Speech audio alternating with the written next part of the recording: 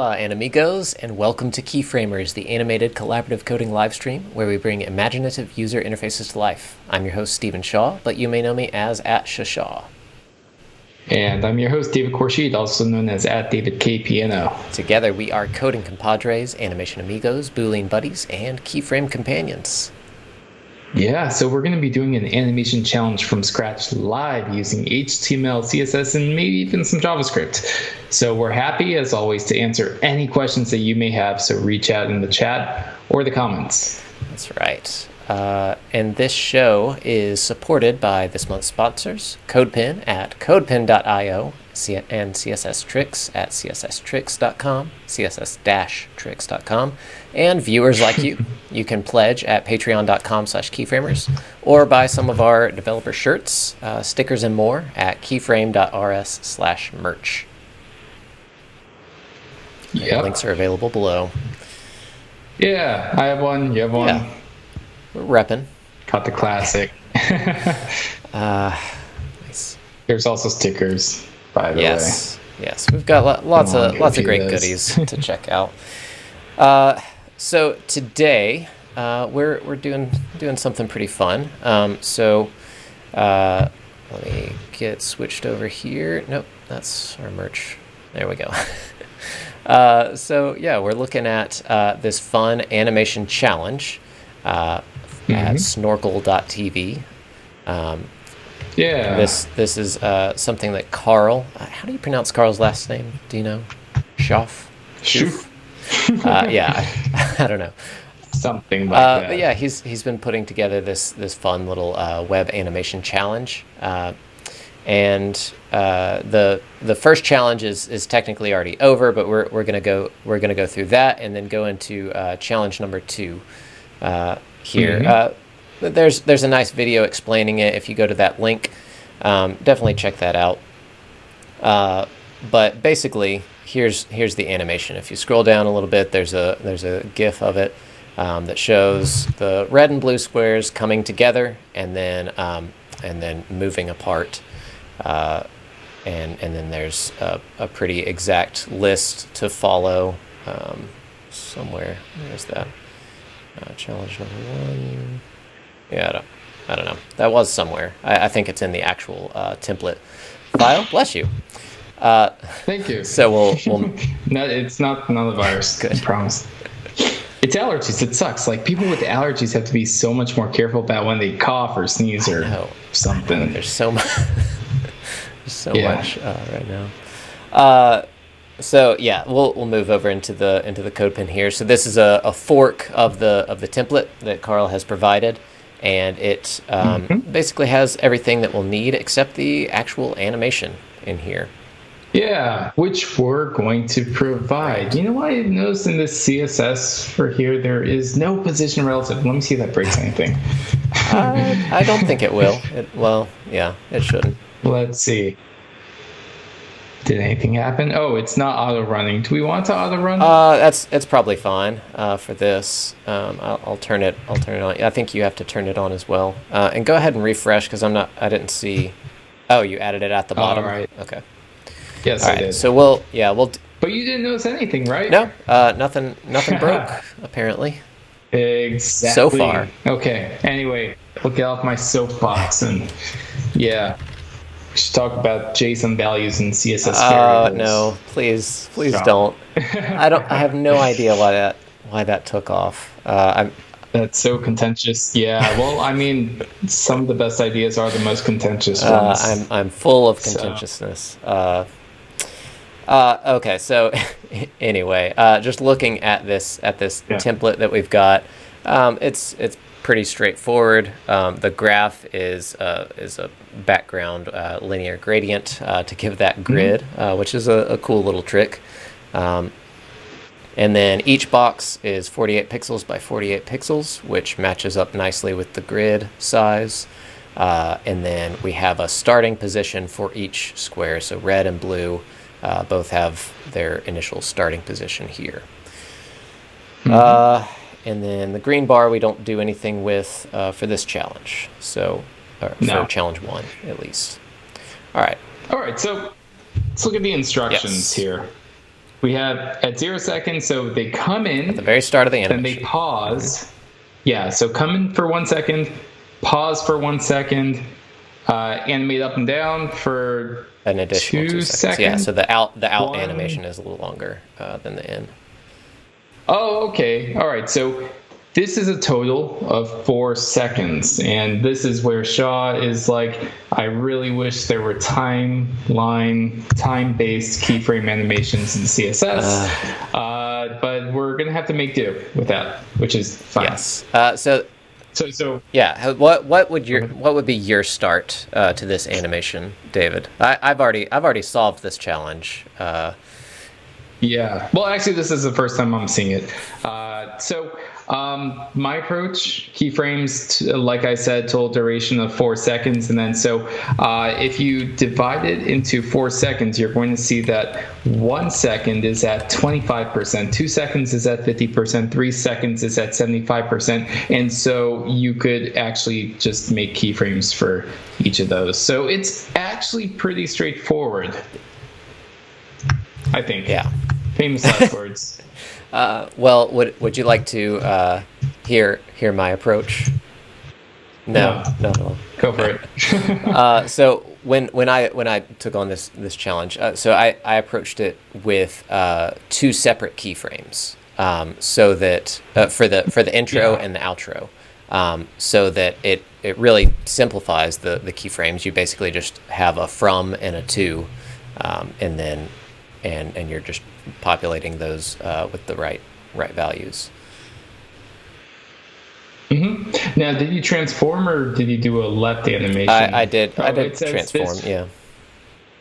Well, it says this transform must stay. Just as that initial state, it must stay. It must stay. Oh, okay. So you can't delete it or anything. And so it has like a transform translate 200 pixels, 150 pixels. Yeah, for the blue. So I could say transform translate 0 and then whatever that is, 150 pixels. Yeah. And then it goes to 25%. Transform, translate, what are the numbers? 150 pixels. 150 pixels. And since we are making it pause there, the way you define that is you say 25%, 50%, because between those times, nothing's happening. It's not moving.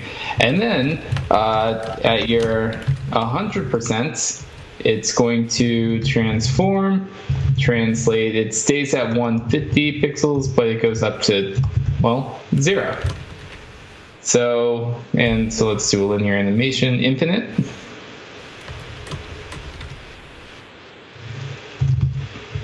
Ease, just for fun.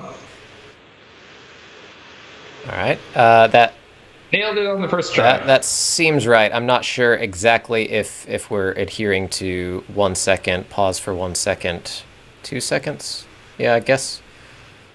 Yeah. Wait, so what would be the total time? So it's a total time of 4 seconds, correct?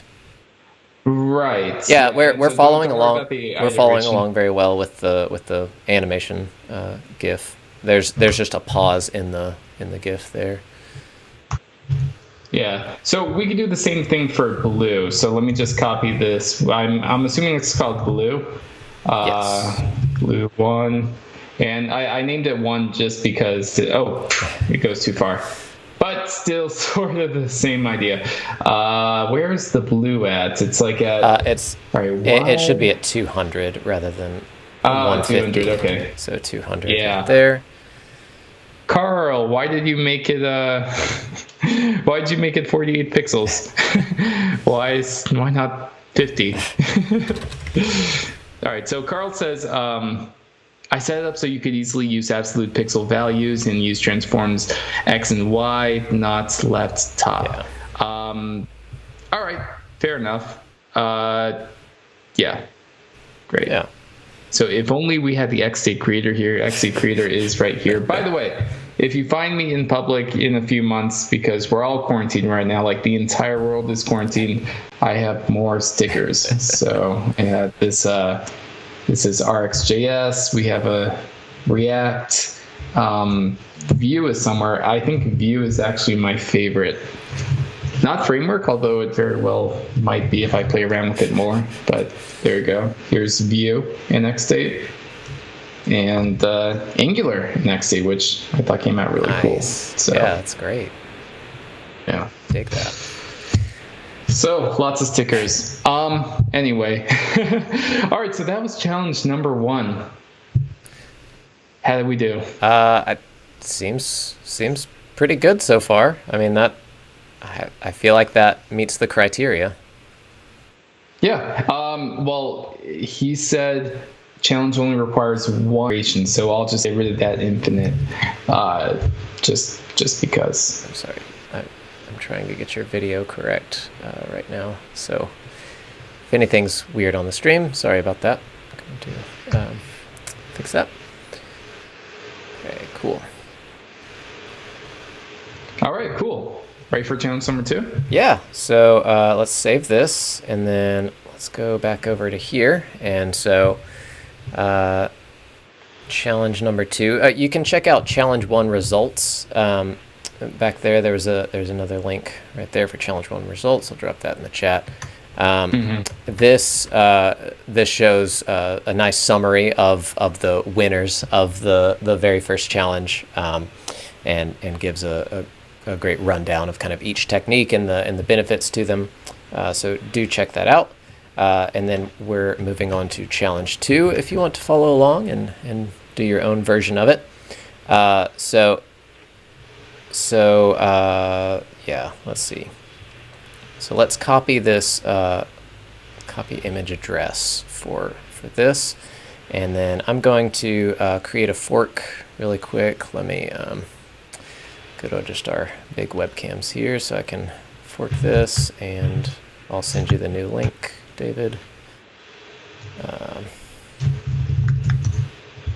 Fork. To give a little more background on these challenges,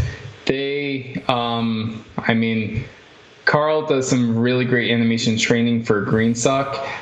He has a whole series of animation courses, and these challenges are meant to highlight basically just how easy these are to do in GSAP. And so he even says, full transparency, although my intentions are to prove GSAP to be superior, I will withhold my comments on that. I'm not here to make fun of people or shame anyone in their code. I'm looking for a clean and fun head-to-head battle.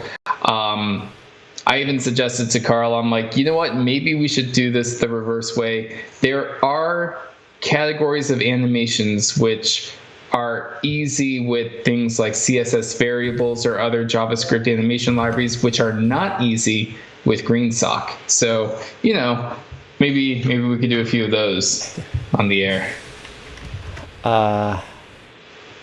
Yes. One thing we didn't do from the last one. Sorry, I'll get the lab mode back up. Here you go, David. There's the link to challenge number 2. All right. Yeah. Get that back open. Go image. There we go. All right. So this is challenge number 2. Just the starter file. I feel like we're on an episode of Hot Ones. Have you ever, where you just gradually eat spicier and spicier chicken wings? And it's like the first one wasn't that spicy, but the second one maybe has a little bit more of a kick to it. Yeah, there's certainly some complexity added here, but not too wild. So the instructions have increased. There's 2 new instructions. I'll make those nice and clean in the LI list down here. LI.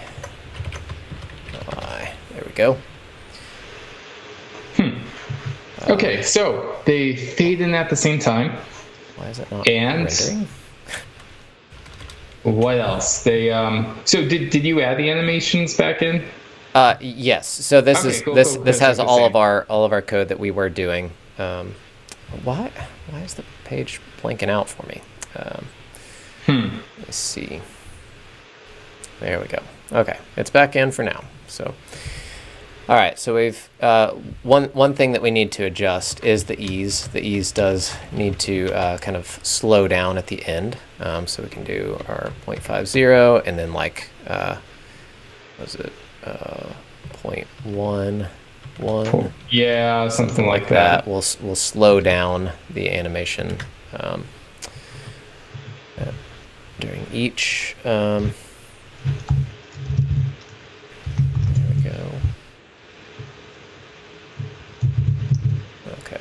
Yes, and so whatever, that doesn't matter. Okay.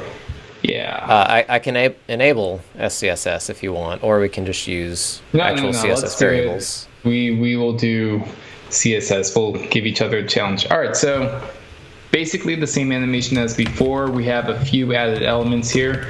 We have the blocks are fading in, right? All right, so they're fading in before they start moving, right?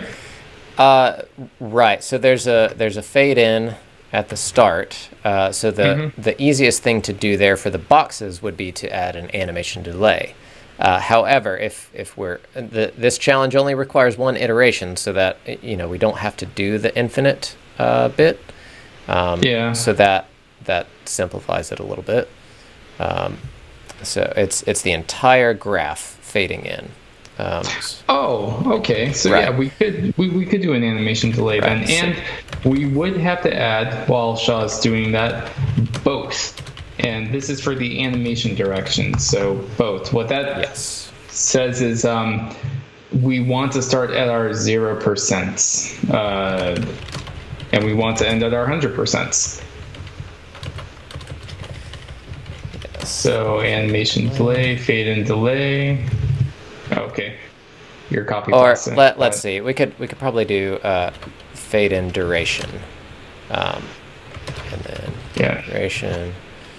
duration, just to make it a little clearer, and then we'll do animation graph. We'll do var fade in duration.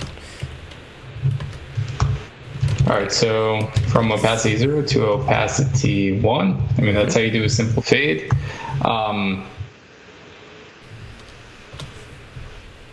So my tool of choice, by the way, for this would just be, all right, so var there.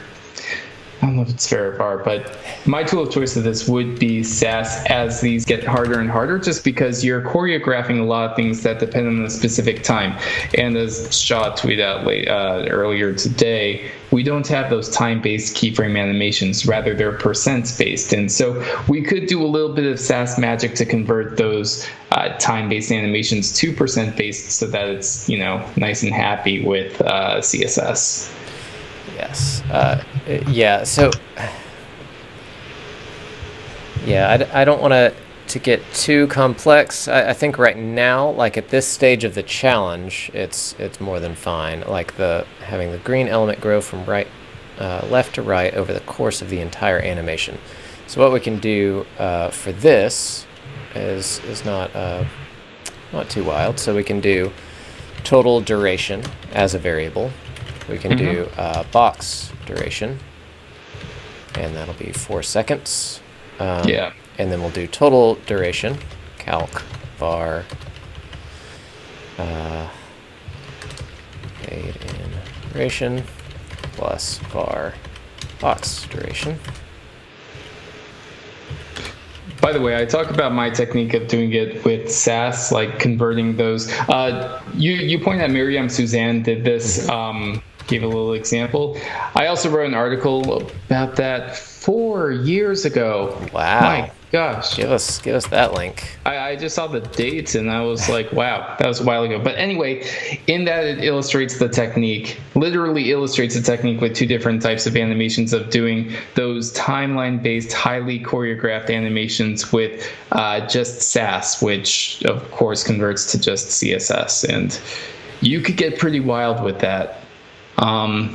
Let's see. Carl says challenge 2 is set to be annoying, but I know you can do it. I'm sure we could do it. Challenge 3 is going to be a real pain, if not impossible. We will sneak in a GreenSock import for that, and then pretend it was really easy. So that's fine. Kidding. And Hagol says, new challenge, eat the bomb hot sauce and try to solve any animation problem. Listen, I'm already sweating and crying without having to do that, so you really don't need that. Do you like heat, David? I do. And I do. food? I live in Florida for a reason, you know. That's good. So, yeah, going back to the time-based keyframe. So this is what David was referring to. I tweeted a proposal that I wrote up about a way that CSS animations could be extended to allow for time-based keyframes. So instead of %, you just give like a time unit there, and then the longest one would be the duration of the animation. And this gives a lot of advantages. I encourage you to read through my proposal there and you know, give it some likes and comments if you agree, or other things that you would like to see related to time-based keyframes there. But yeah, Miriam Suzanne created this great Sass-based version of it, much like David's version in the article there. So yeah, check those out. I'll share that tweet. So you forgot to do the green. Oh yes, that's not done yet. Yeah. So going back to the actual challenge. So this green is going to be over the total duration. Oh, you already did the math for me. Yes. Okay, that's nice. Yes. And then linear, I'm guessing. Yeah. And did you signature. make those keyframes? Okay, you did. So.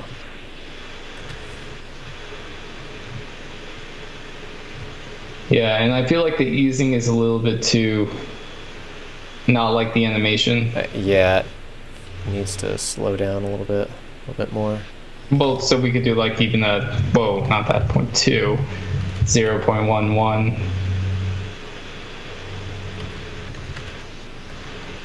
Yeah, something like that, you know. Yeah. Yeah, just tweaking a little bit. CSS variables are very, very helpful in situations like these when you're trying to coordinate animations, or choreograph, rather. Yeah.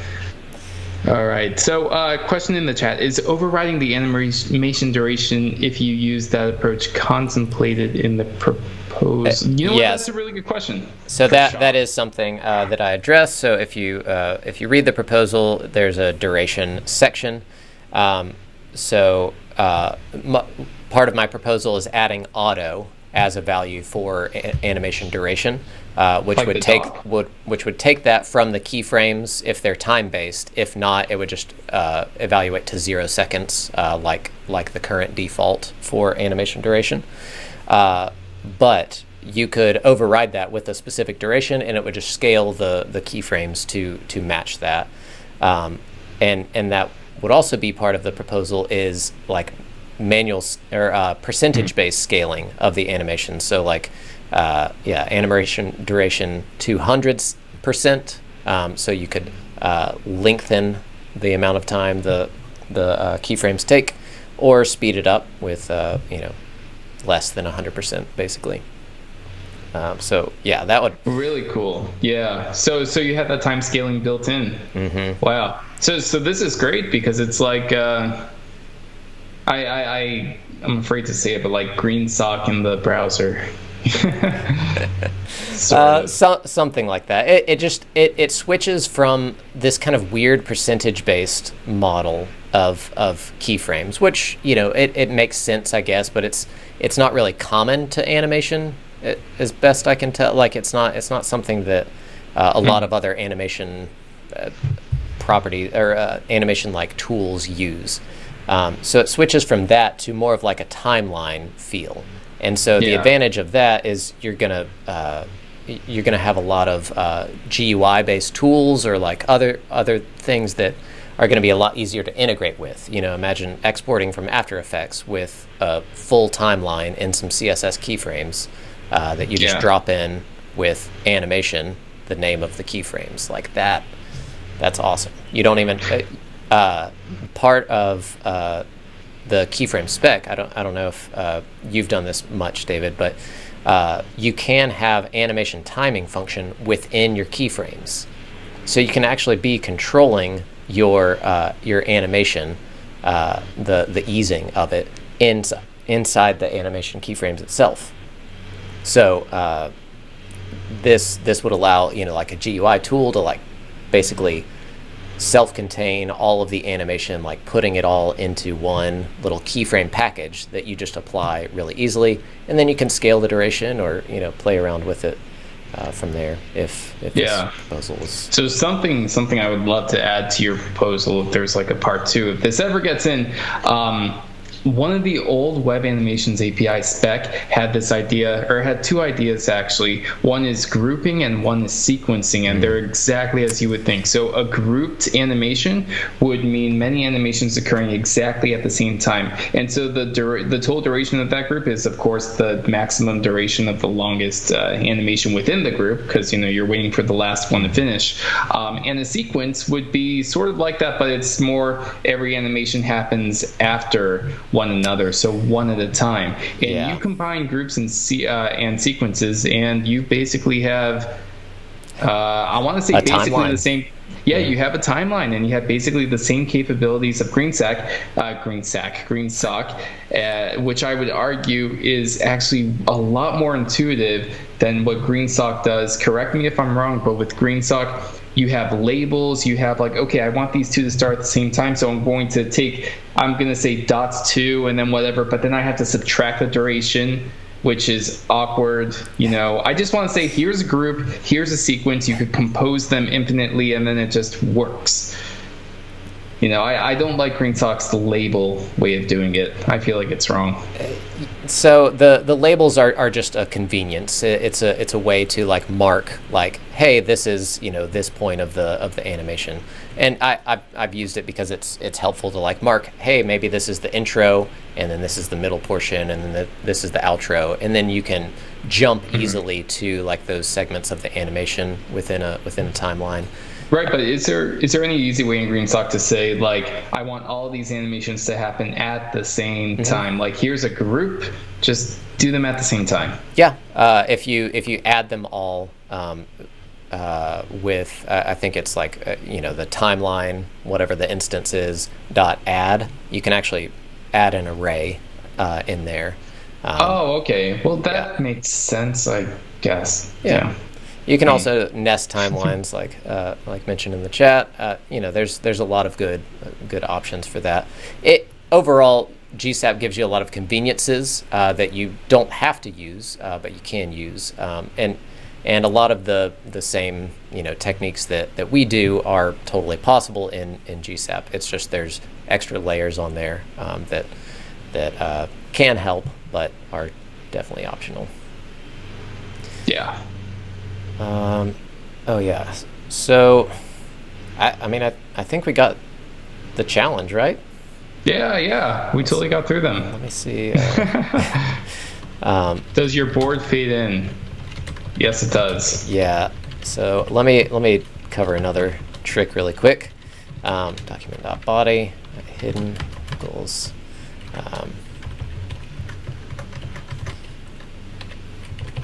This is a fun trick to restart CSS Animations. Add a click listener to the document, and then you toggle document.body.hidden. Wow. Just back and forth from true to false, and then it does that. You can also do false and then request animation frame. And then adjust it that way, so it's only one click. I really wonder if that works for individual elements. It should. It'll restart. So this could be so let's say let graph equals document.query selector graph, and then we'll say graph.click graph.hidden graph.hidden. So this should restart it. I've been wondering for the longest time how to do that. True, false. that repeated animation in React. And I guess, if you do that, it's just, get the reference to the DOM node, and then there you go. Yeah. So that's really cool. But does it work? Aha, it does. Wow. Yeah. Yeah, basically it's like when you first add an element to the DOM, like or add a class to an element, and there's an animation attached to it. It's going to play that animation. The same with showing and hiding the element with hidden. So that is cool. Yeah. Yeah. Wow, that was actually very quick. Yeah, I know. We should have waited till challenge 3 and 4. How many of the challenges are there? Challenge 3.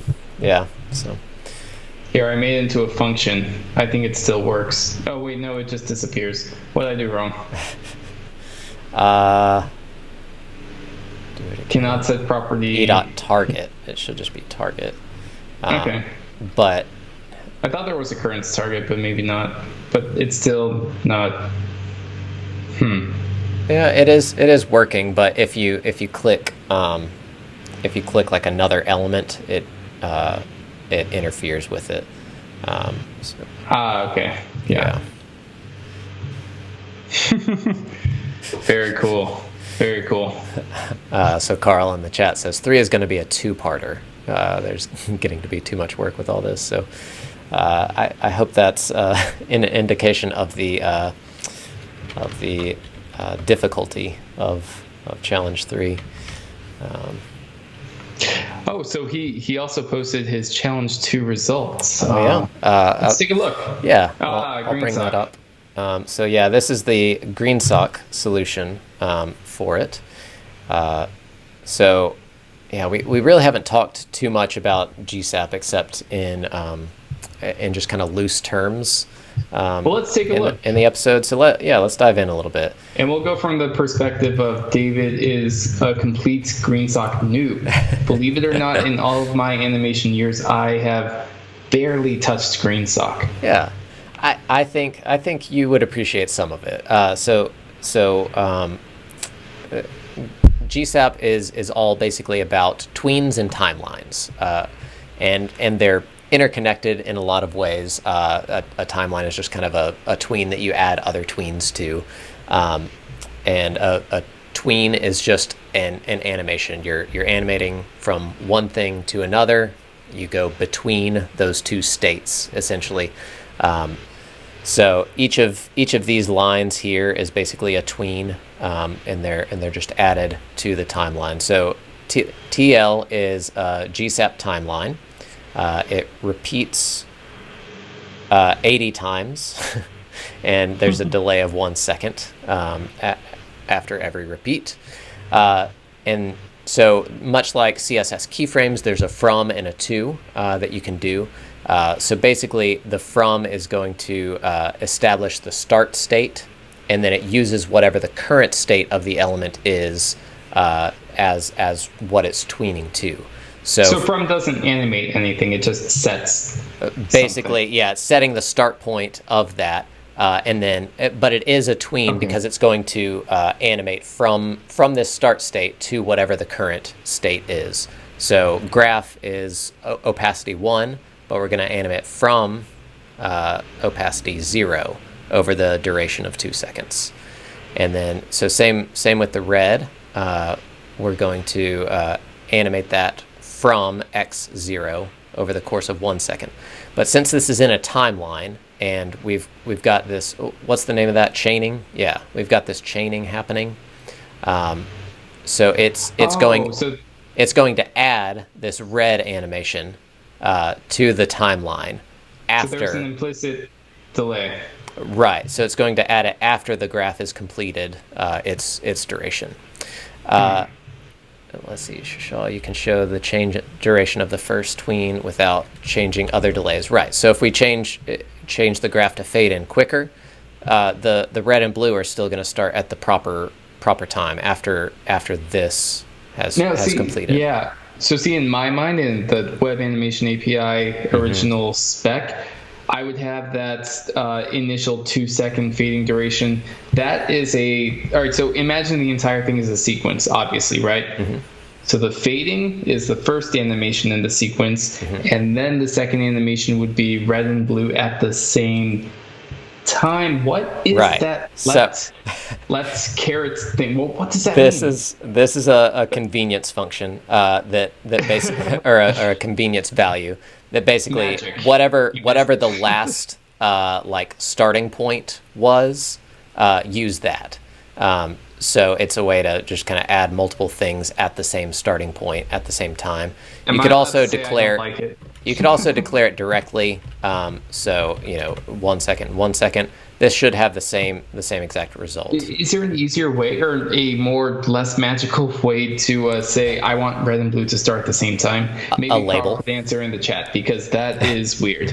A label. That's one of those things where it's like if you do GreenSock enough, it makes sense just because you've done it a million times. But to me, or to anyone, like someone who loves to see it in a nice declarative way, that's just weird. I don't like it. Yeah. So as mentioned in the chat, sorry, I have no idea how to pronounce your screen name, JH3YY. We talk all the time, and I really appreciate your work. I just Jahay, sure.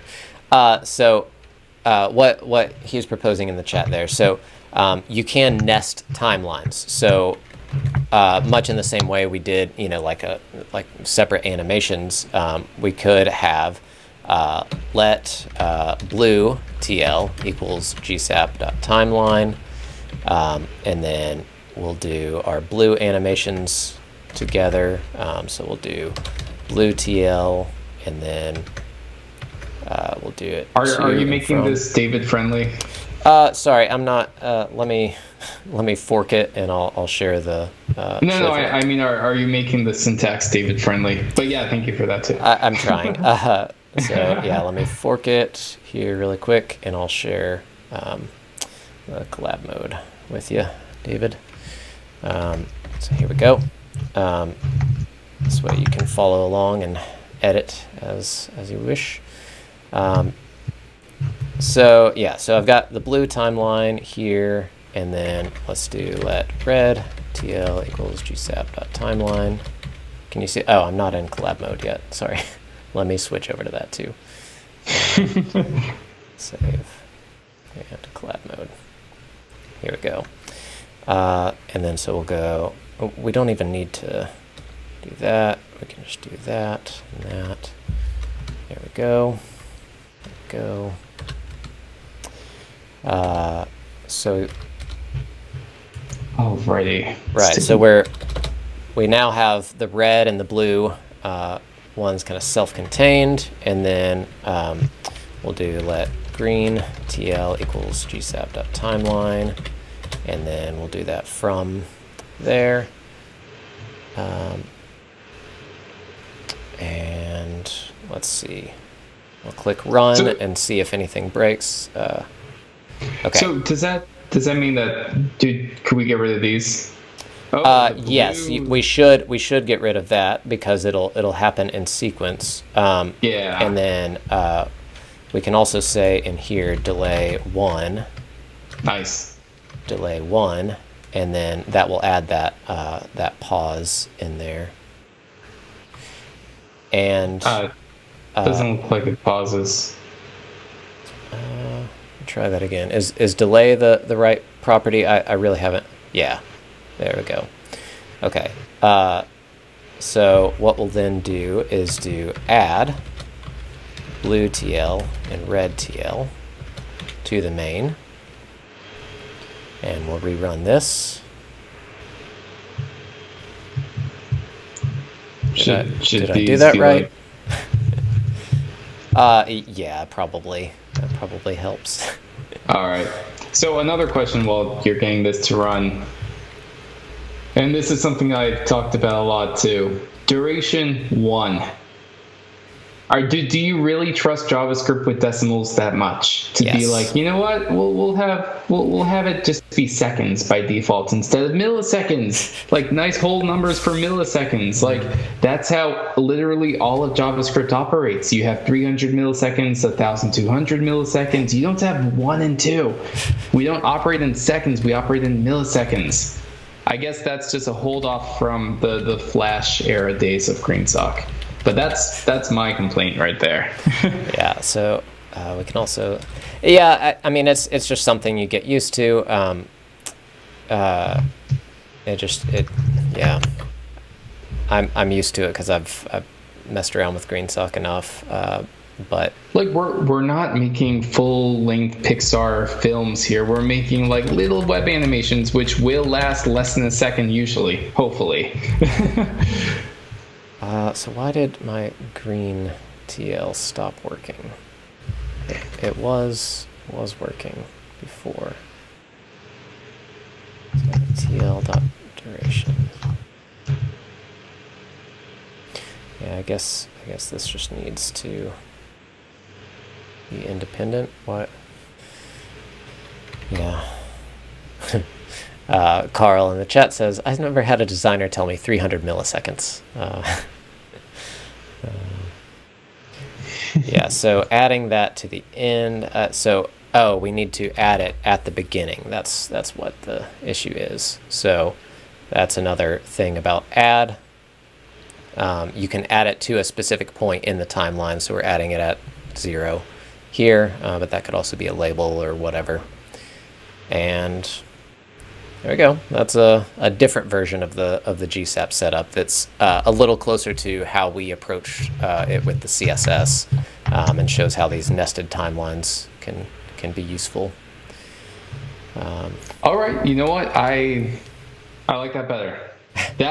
So in my head, that makes a lot more sense. We have a blue animation, we have a red animation. We want both of those to happen at the same time, so we add them together, blue, red. So I think the problem with GSAP, and it's not really a problem with GSAP, it's just a problem with how GSAP animators usually work with GSAP, is that creating the animation very straightforward. They're just like, okay, this has to happen here, this has to happen 1 second before the last one, blah, blah, blah. But then you hand it off to someone who has no idea and hasn't seen your code before, and then it's like, you have to do mental gymnastics to figure out, all right, how is this animation supposed to look?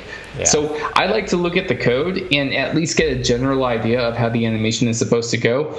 And a lot of GreenSock code makes it hard. Again, not GreenSock's fault, it's just the way that it's written. And so if you give me something like this, I'm like, okay, that makes sense. Blue and red happen at the same time. Yeah. And yeah. Yeah, and that's a common pitfall with any kind of library or framework or whatever. In general, I don't have a problem with React, but the way React is used often leads to performance issues and bloated web apps and all of this because of the developer's choices behind it. In the same way with GreenSock, there are a lot of conveniences that you can use that do affect the readability or like the reusability of the code. And so you just have to be aware of that. You've got to take that into consideration when you're building things. If this is for more than just like a demo that you're sharing on CodePen, obviously, you need to make sure that the other people on your team can read it, that it's understandable what's happening and what the effects of all of this are. And, just by a little bit of code organization and using nested timelines specifically, that's a great way to help with that. Yeah. Okay. Also, the one last hang up that I have, which I have talked about, like especially when I was starting off with just playing around with GreenSock, is I was looking forever for the code where it's like, what is making this animation run? Why is it running all of a sudden? There is no .start or .play. It just happens, and I'm like, why is that the default? Yeah, it's definitely something to get used to. You can what is it? I think it's paused is the property. Paused true. Yeah. That will basically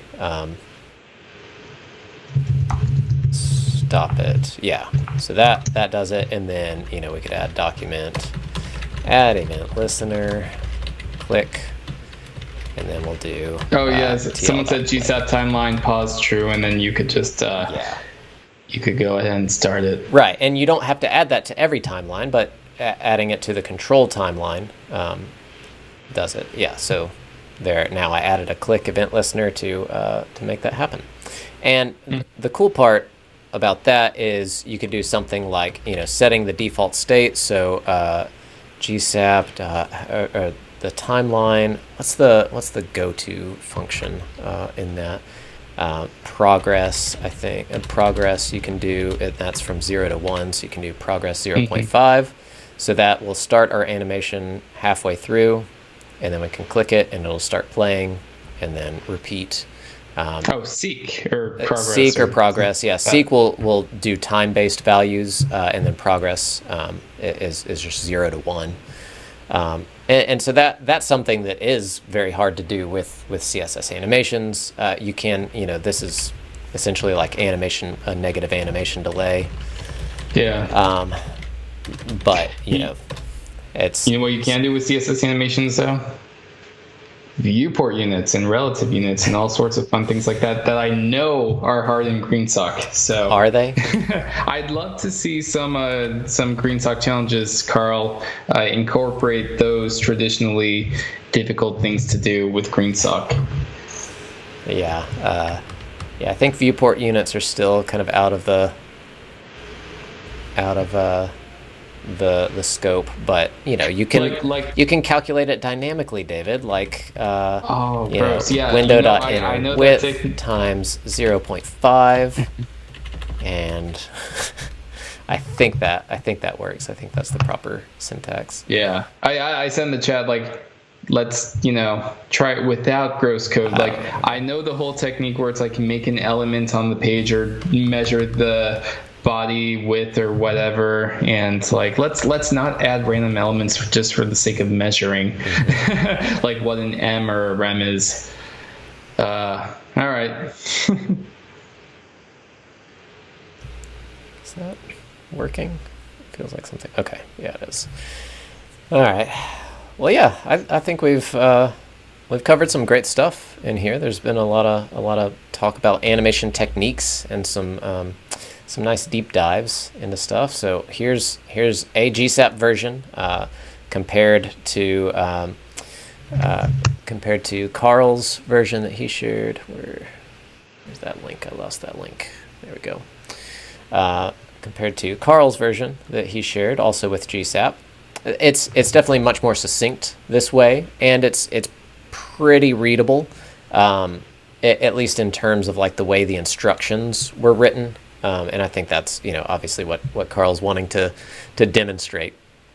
But we've also got our CSS version. That's if you're more familiar with that, it's definitely pretty approachable, especially with using some CSS variables. That makes the whole thing pretty easy to adjust and change here. So yeah. Any additional thoughts, David? Too many. But I am glad to be eventually convinced wrong. I'm just the timeline sense the timeline concept makes a lot of sense to me. But I will one thing I have done in the past is used GSAP to control CSS animations. So you could add a bunch of your CSS animations to a GSAP timeline for all the sequencing and things you want to do. I handled that with negative animation delays and using GSAP to control that. It's really fun and just nice to mess around with. I used to be a lot more experimental when I was working at an agency. Use GSAP for all kinds of stuff. Yep. But yeah, as pointed out in the chat, one of the major advantages with GSAP is its SVG help for kind of smoothing over cross-browser stuff, and with Canvas-based stuff, you need an object to manipulate, but it does help in those instances. All right. No, Carl in the chat. I was worried I would be attending my own funeral here. No, we're not critical in that way. David just has some issues that he's getting over, but he'll get there one day. Well, yeah, I think we can wrap this up here. Yeah. Well, thank you all so much for joining us. You've been watching Keyframers. If you've enjoyed this episode and would like to see more, you can support us by pledging at patreon.com/keyframers or buying our developer shirts, stickers, and more at keyframe.rs/merch. We also have all of our videos available at youtube.com/keyframers. So subscribe to our channel there for more great content. Yeah, I think we have almost 7,000 subscribers, something like that. It's getting close. Yeah. Let me check real quick. Yeah, we're over 7,000 now. Jeez. Wow, help us reach 7,004. That's the amazing. magic number. Yes, I was telling David earlier this week or last week, whenever, time is relative now, about in the last 28 days we've had people watch 30 days worth of Keyframers content. So somehow that math works. Yeah. Wow, that's awesome. Yeah. But yeah, we also accept submissions for future episodes. You know, if Carl wants to give us another challenge, I'm actually really excited to see what the next one is. Tweet at Keyframers with any animations, questions, or challenges. And thank you so much for joining us. That's all we have for you today. Until next time, adios, amigos. Adios.